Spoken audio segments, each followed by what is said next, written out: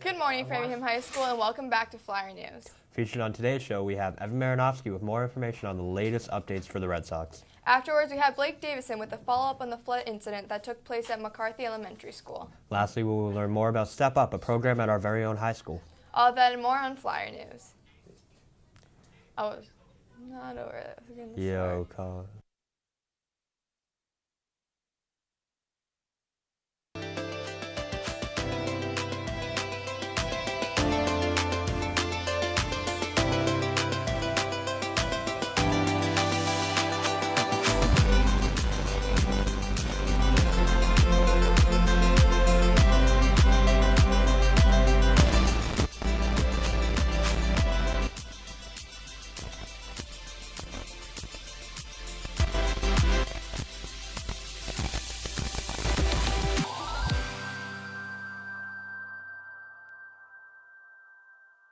Welcome back, Fire News. I'm Dan Rogers. And I'm Lynn Viegas. Today is the day 4 with periods running A, C, E, D, E, F. To kick off the show right now, we have Evan Marinofsky in the studio to inform us on the pennant race for the Red Sox and his brand new edition of Sports Desk.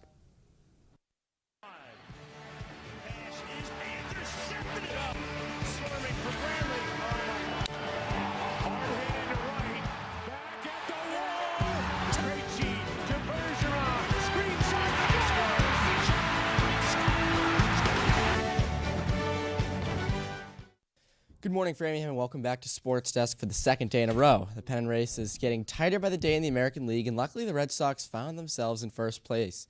Going into yesterday's game, the Sox had a sizable division lead on the Blue Jays. The Sox opened up a 3-game set with the Orioles last night, and we'll get right into the action with the score. Already 2-0 in this game, as the first inning was already big, but then Hanley Ramirez came up and hits this one into left field to score a run. And then watch this. He starts to fumble the ball, and then Mookie Betts catches the O's sleeping as he scores from third base. That makes that 5 runs in the first. Then in the bottom of the fourth, Hanley hits a moonshot to left field and over the monster and gone. He continues to produce. Then it was all about Chris Young, who went 4 for 4, and this was a home run as he hits one into the monster again to make it 9-2. And then, of course, it's not a win without a large father ding-dong as he crushes this one into right field to tie Mickey Mantle on the all-time home runs list. You take that curtain call, Big Papi. Then David Price, on the other hand, was on his game as he went 8 innings, allowing 2 hits. 7 consecutive wins for David Price. Sox go on to win 12-2. They improved to 81-62 on the season to take a 2-game lead in the AL East. Next game is tonight at 7:10 p.m. on NESN. Have a great day, FHS. Yesterday, it was announced that presidential candidate Hillary Clinton has been diagnosed with pneumonia. Her health has been called into question after a series of coughing fits, which were publicized on social media through the hashtag #HackingHillary, when she left early from a memorial service for the victims of the 9/11 Paris attacks after she collapsed. It was revealed by her doctor that she has pneumonia. The rival campaign for the presidential race of Donald Trump has yet to comment on the situation. Clinton continues to assure her supporters that she will be feeling better soon. Yesterday, former Framingham High School student and current UMass Amherst student Jake Banal, who was running a campaign for Massachusetts Senator, announced that he is withdrawing from the race for Senate. His campaign had run into issues, mostly stemming from the fact that Banal was not 18 years old at the deadline for submittal of signatures to get his name on the ballot. Banal then made an attempt at a write-in campaign, but unfortunately did not gather enough votes. Banal, who received immense support from the Framingham community, updated his website saying, "While I will not be on the ballot in November, my ideas and proposals will live on and I will continue to advocate for positive change." He went on to officially drop his bid for a longtime state senator Karen Spilka's seat. McCarthy Elementary, one of Framingham's public elementary schools, was damaged over this past winter by a flood. Blake Davison had the opportunity to speak to Mac Torrey about the incident and has a story on that for us now. Good morning, FHS. Over the winter last year, you may remember hearing about a flood at McCarthy that forced some elementary kids to attend Fuller while repairs were made.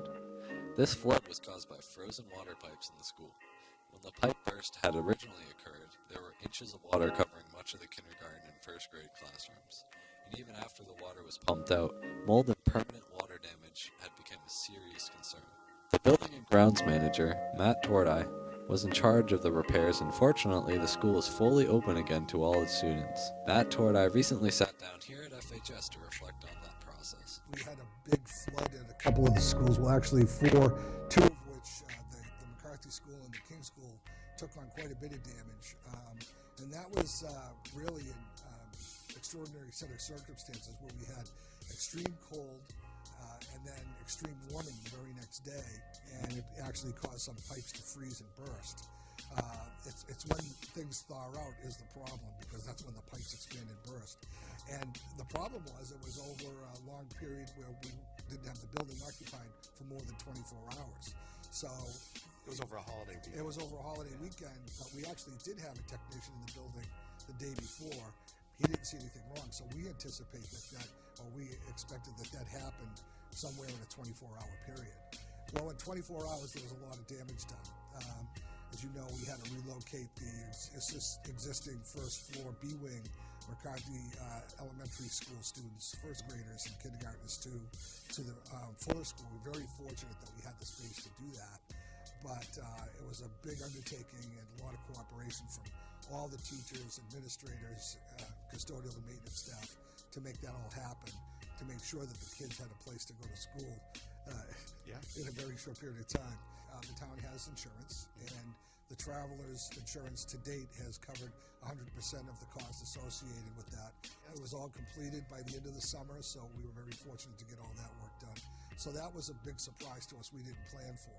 The second item we did was a lot of asbestos tile and asbestos pipe covering removal and replacement of those items with new non-asbestos containing materials. And so that went on at several schools, but the biggest part of that was at the McCarthy School and the King School. Because of the flood, we had to remove all that floor tile, and we took the opportunity to remove all the pipe coverings while we were there. So our goal is someday make all the buildings asbestos free. As you can see, a lot of work was put into making sure that the school was ready for its students. The beginning of this school year marks the reopening of the previously flooded areas of the school, and teachers and kids have a lot to look forward to as they enter newly refurbished classrooms, clear of any sign of the flood from the year before. Reporting for Flyer News, this has been Blake Davison. Let's take it back to the desk. Framingham High School provides a lot of opportunities and programs to help students succeed. Right now we have a video about our mentoring program, Step Up. Baby, this is what you came for. Lightning strikes every time she moves, and everybody's watching her, but she's looking at you.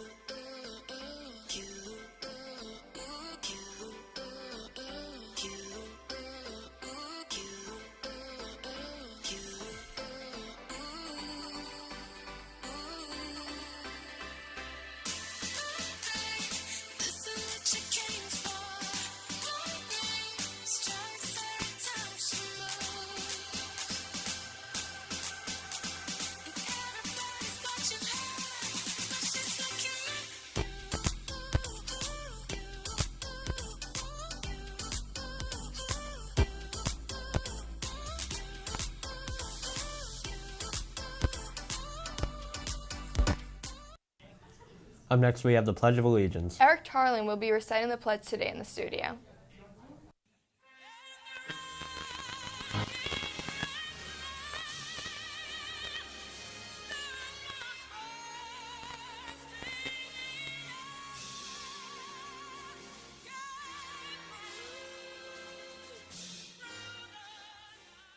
Please stand for the pledge. I pledge allegiance to the flag of the United States of America and to the republic for which it stands, one nation, under God, indivisible, with liberty and justice for all.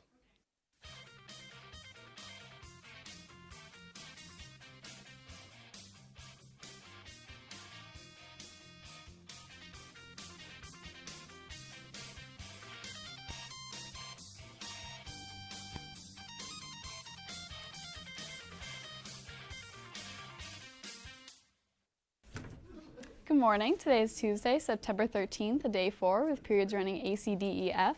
Congratulations to girls volleyball on their win last night, and Fusion, last day before callbacks. Please come yesterday. Nage will give you a full tutorial from 2:15 to 3:30. And be sure to follow FHS TV on Twitter at FHS TV, on Instagram, FHS TV 2016, and add us on Snapchat at FHS TV. That's it for me. More announcements. Hi, Faith. Anyone interested in playing girls basketball this year, you should come out to our meeting. It's in the library at 7 o'clock on Thursday. Also, we're going to have workouts every Tuesday and Thursday in the Wellness Center starting today at 3:30. All new members and returners should try to make it out to the meeting on Thursday. If you're not playing a fall sport, you should try to come to all the workouts as well. Good morning. Hey guys, just a reminder that the Best Buddies meeting is tomorrow. It's an F211. Everyone's welcome. It's right after school. Hi, Eric. Hey, Julie. Hey guys, so Key Club has our first meeting today right after school in room D208. It's a community service club. We don't make keys. It'll be super fun. Also, this is an announcement for prospective NHS members. The email for eligible applicants was sent out yesterday, and there's an informational meeting tomorrow, Wednesday, after school in the CAF. Hope to see you all there. Good morning. Hey guys, we're from Acapella. We're having auditions right after school on Friday in H100. So just come with a song that you like to sing. You don't even have to have the music. Just if you know it and you know the words, come and sing it. And it's co-ed this year, so it's boys and girls, and we actually don't have a name for our group yet, so if you have any suggestions, let us know. Morning. Hi, so Open Verse will have its first meeting today after school in Miss Lima's room, F215. Also, Human Rights Club is going to have their meeting tomorrow after school, and that's going to be in Miss Wood's room, F203. Make sure to bring a can to decorate, and also think about what committee you'd like to be on. Thanks. Morning. Good, how are you? Good. I don't have a lot of announcements. I want to thank the parents who came out last night for PTO. We had a great turnout for the first meeting. Also, just a reminder that I announced it yesterday that we have a new electronic policy. So it's actually much more liberal. So you can have your electronics. You can use it in the hallways. You can use it at study hall. You can use it in the cafeteria, in the library. The only time you can't use it is during flyer news, because it's an important time, and during classrooms is at the teacher's purview. Okay, so you can have your electronics. So while I'm talking about electronics, we do have a Twitter account for the high school, so you can follow us. It's FramHS Flyers, so like Fram as in Framingham, HS Flyers. So follow us on Twitter. And also, if you're a new student to the building, please take a chance to log onto your student account. If you can't do that, go to the library and someone there can help you. It's important that you actually try to log on so that you have your access to your email. We've been sending out some emails as a student body this year. We'll be working on electronic portfolios, later on in the year. So that's it for me. All right, period A.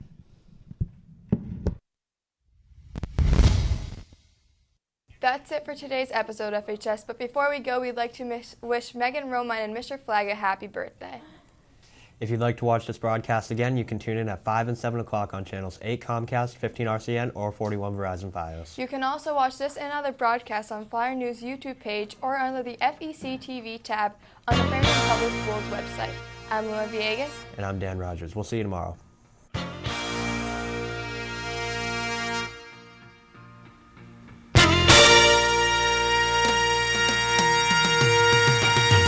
She complicated, left